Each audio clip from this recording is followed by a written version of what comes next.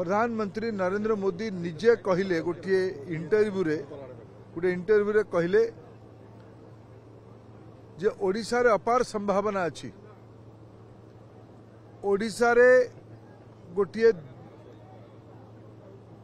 भल सरकार हेले ओडिशा देशर 1 नंबर राज्य हबो।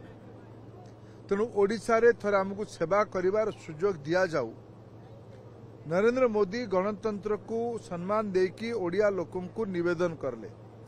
आउ गोटे प्रसंग उठेले जे ओडिशार अस्मिता, ओडिशार भाषा, संस्कृति, साहित्य, सभ्यता आज गोटे समस्या भितर अच्छी। 2-4 जन ओडिशा बाहर लोक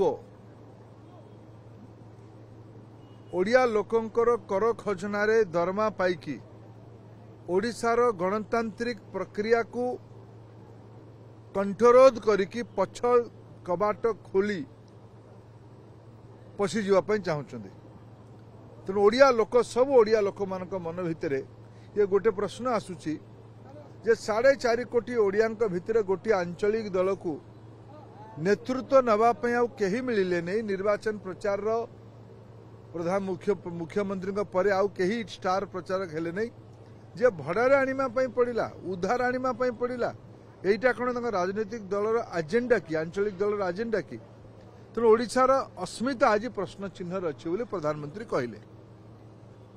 औषध विकल रे ताटिया कामुड़िला भलिया ये गुमास्ता नेता